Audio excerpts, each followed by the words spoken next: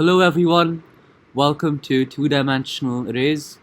This is Shreyas Sharma from Studyholic Academy, and today we'll be learning some new things as part of two-dimensional arrays.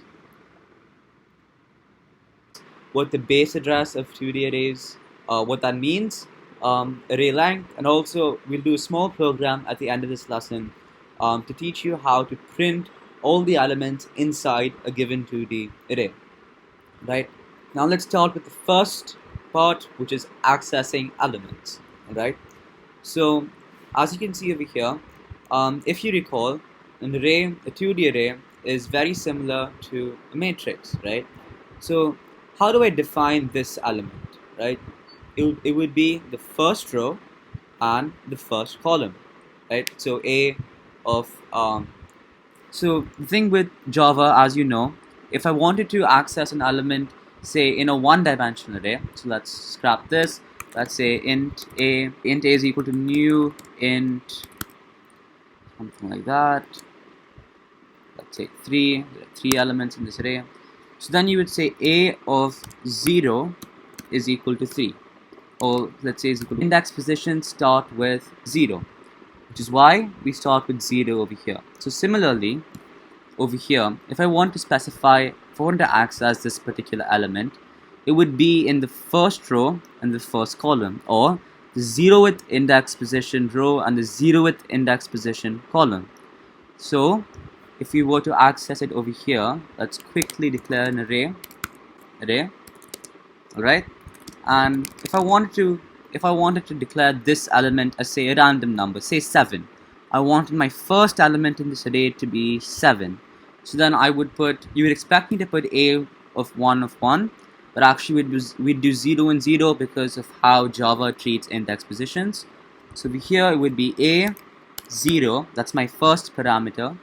Remember, this is my first parameter, which is which row it's in, and then my second parameter, a00 is equal to 7. This would assign the value of 7 into the first element in my array. Or suppose I wanted to assign the value of, say, 20 into this particular, or say this particular element, right? So it would be the second row, which is the first index position, because this is 0, this is 1, and then it would be the third column, or the second index position. So that would be A1, 2, if we're going by Java's conventions of naming index positions.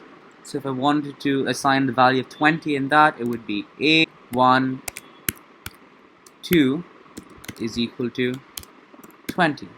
So that's how you access elements inside an array. So now moving on to the next part, which is the base address. Before that, just a quick read through this. 2D arrays are accessed with two indices, similar to 1D arrays. Array indices start from 0. So 0, 0, or 0, 0 refers to the first row and first column. 0, 1 refers to the first row and second column, and so on. To print a value that is in the second row and the first column, the command would be a of 1, 0. To store a value in the first row and fourth column, it would be 0 and 3. But remember, you can't put it as a3 of 0, because that would store the value of 50 in the fourth row and the first column, right? This is the row parameter, and this is the column parameter. So now moving on to the next part, which is quickly go through the base address, right? So the address of the first byte of memory is considered as a memory location of the entire 2D array. It's also known as the base address. Knowing the address of the first byte of memory, the compiler can then easily compute to find the memory location of any other elements. So nothing practical on this. It's simply it's stored as a particular specific set of characters in the computer. This is another interesting bit of knowledge. So this is the array length, right? So in an array, the number of rows, right? The number of rows. For example, in this, number of rows will be 3. First row, this is the second row, this is third row. So the number of rows, or a dot length, would be 3, right? And however, if you want to know the number of columns, I would do A of index position of the row dot length. Let me show it to you over here.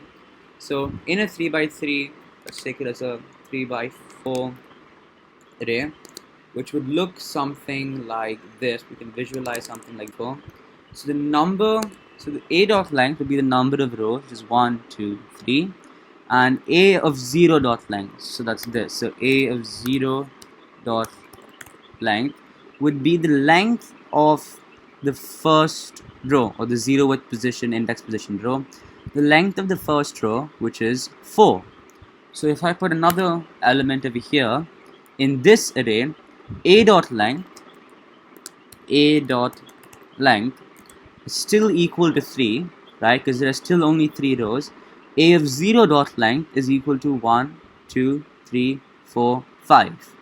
But A of 1 dot length, right, which is this, A of 1 dot length is equal to 4. So A of x dot length, in a normal matrix, it gives you A of 0 dot length. They're all the same because they all have the same number of columns. It simply gives you the number of columns. But in an irregular matrix, or in general, it gives you the number of elements inside that particular row, right? So that's what A of x dot length means. So it gives you the number of elements in a particular row, and A dot length gives you the number of rows inside a 2-dimensional array. Right? So that's how this works. Again, the length of a 2D array is the number of rows it has. The number of columns may vary from row to row. The row index runs from 0 to length -1, as each row of a 2D array can have a different number of cells. So each row has its own length, which is why we have array name row index dot length. Alright?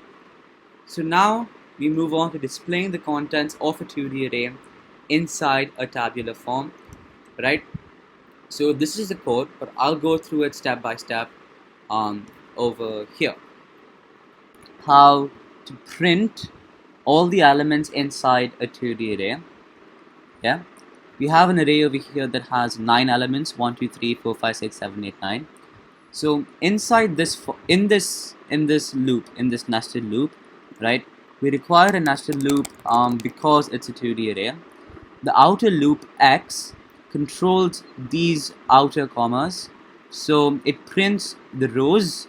Okay, it prints the rows, and the inner loop Y is the one that controls these commas, and it prints the elements.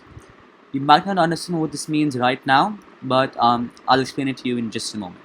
Alright, so X starts at 0, right, because all the index positions start at 0. The rows, they all start at 0. X is less than A dot length.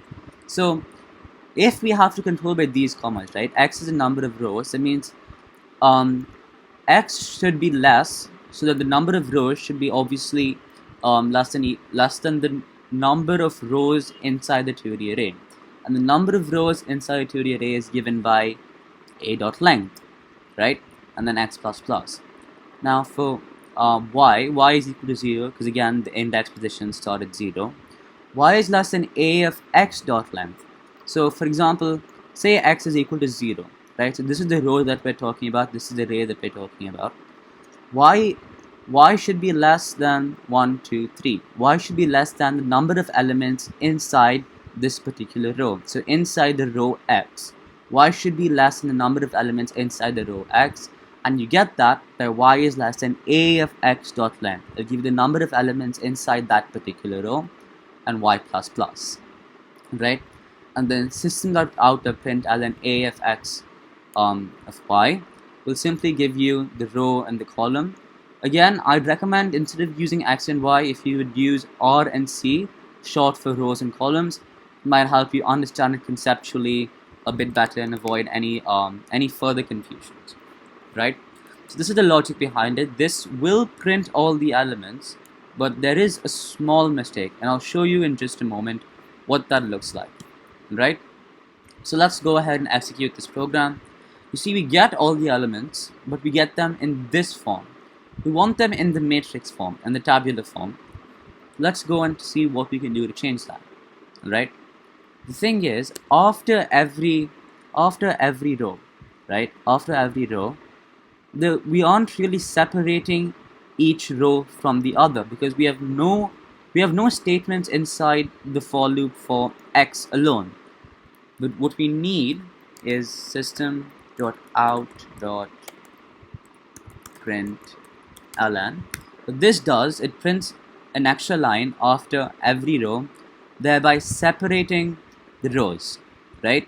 And then after every element, 1, 2, 3, if we had a space, that would make it look a bit more neater. So let's go ahead and add that. So after every element, we have a space, and then after every row, we have a line break. So let's try that. And now if we execute this program, we get the elements in the 2D array in a matrix or a tabular form. And there we go. So that's the end of today's lesson. Hope you all enjoyed, and now you know the fundamentals of 2D arrays. I'll be explaining some output questions and some practice programs in later videos. Thank you.